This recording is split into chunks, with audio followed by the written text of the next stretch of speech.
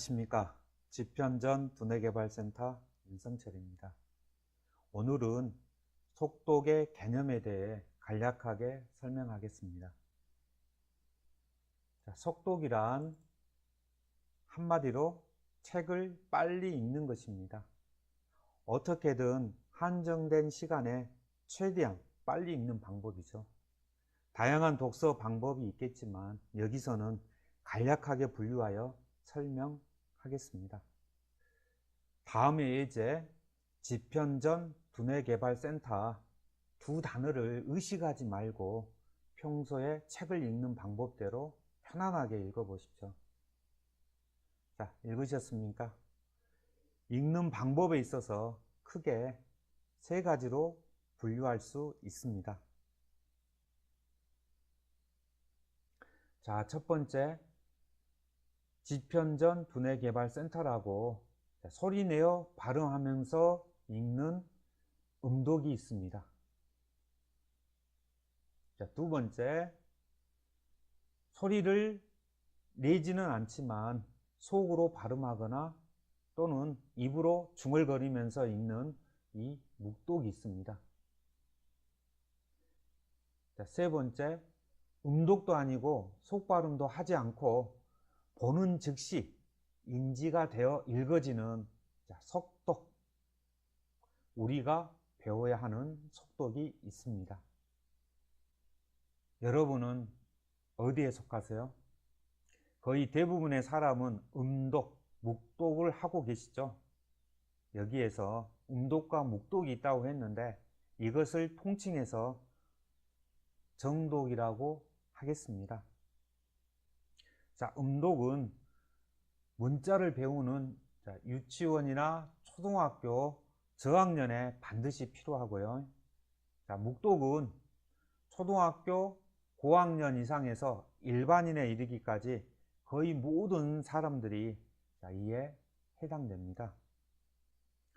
자, 우리가 배우고자 하는 속독은 크게 자뇌 속독과 우뇌 속독으로 분류할 수 있겠는데요.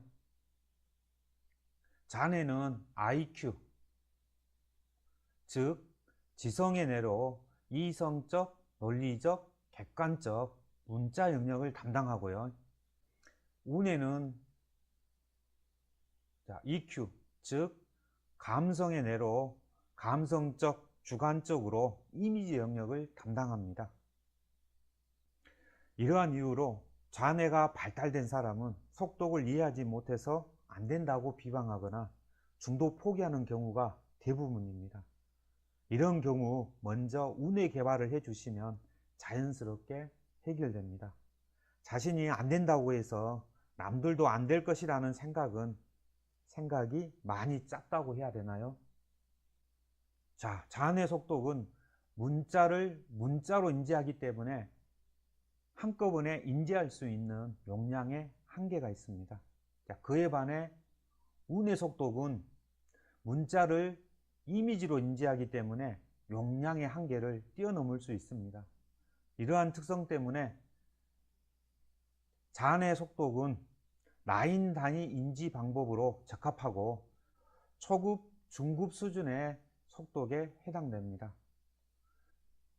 우뇌 속독은 최소 블록 단위나 페이지 단위로 이미지하여 인지하므로 고급 수준의 속독이 가능합니다. 여러분의 최종 목표는 이 우뇌 속독이 되어야 되겠죠? 다음에 문장을 예로 들어보도록 하겠습니다. 정독과 속독의 가장 큰 차이점은 먼저 정독은 우리는 지편전 두뇌개발센터에서 속독을 배우고 있다 와 같이 이 한 글자 단위로 음독이나 묵독을 통해 최소 단어 단위 이상이 되었을 때 인지가 되고 이해가 됩니다. 여기서 인지라는 것은 인식하여 아는 것을 의미합니다.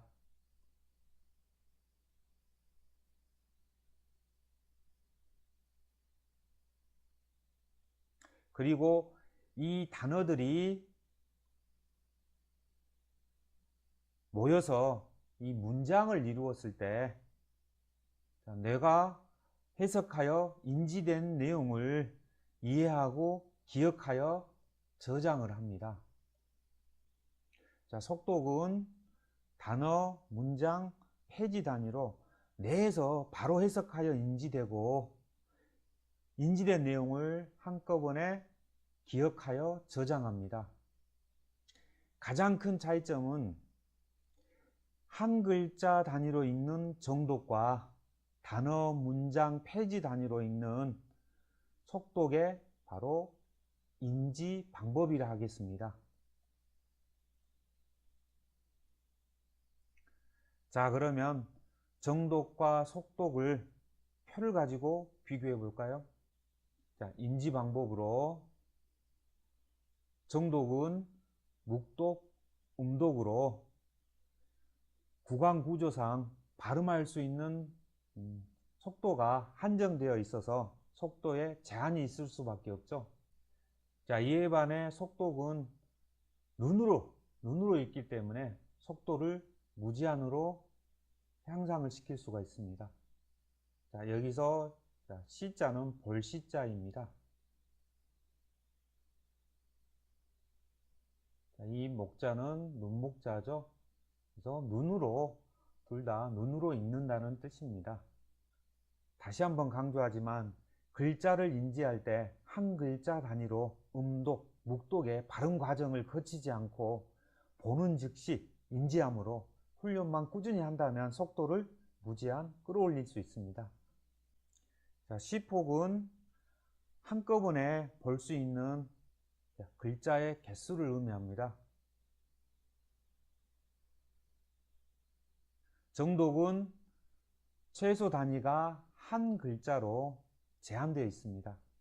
속독은 최소 단어 이상에서 최대 한 페이지 단위로 읽기 때문에 시폭으로 확대한다면 한꺼번에 볼 수 있는 글자의 수를 무한정 늘릴 수 있습니다.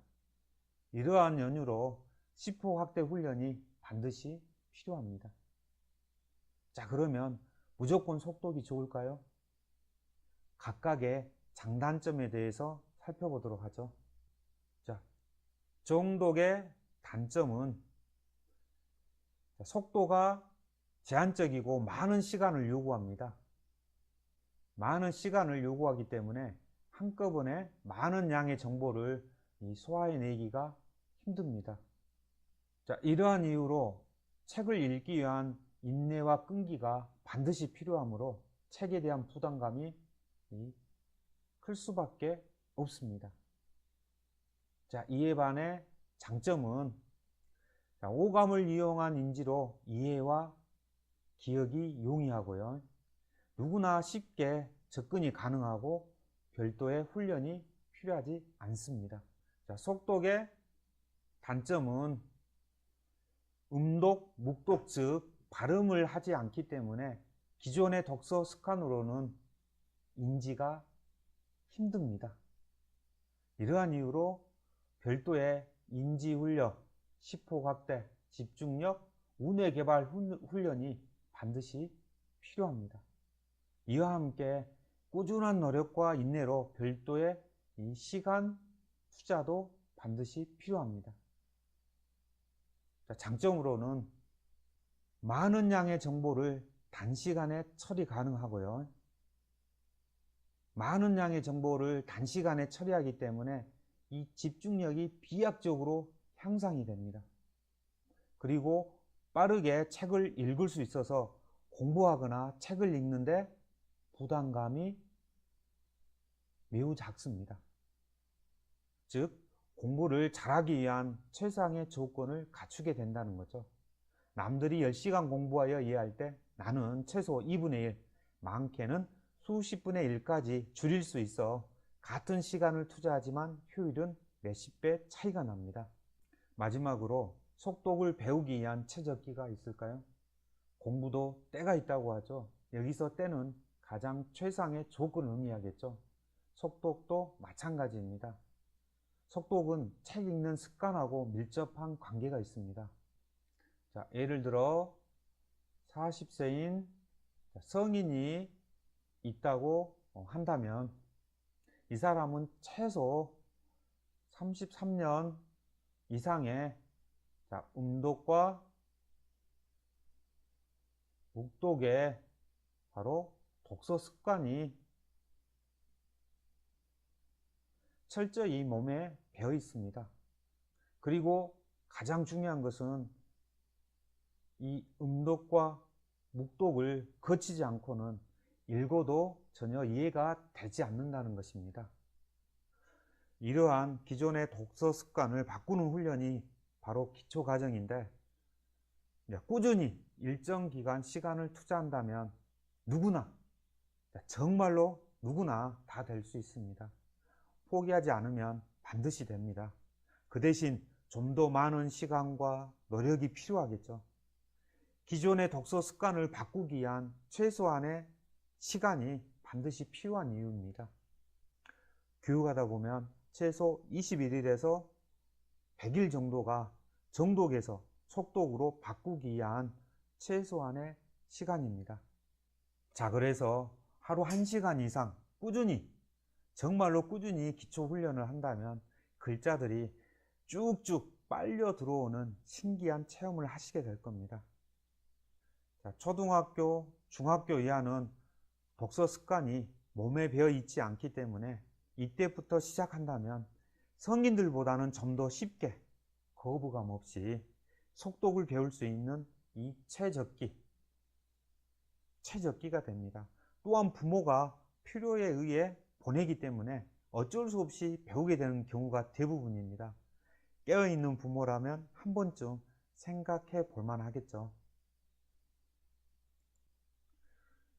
운전면허증과 같이 한 번 운전을 배우면 평생 쓸 수 있듯이 속독 또한 한 번 익히면 평생을 자유자재로 사용할 수 있습니다. 꿈을 좀 더 가깝게 이룰 수 있는 최대의 선물이 되겠죠. 마지막으로 정독과 속독의 차이를 잠깐 동안 느껴보십시오.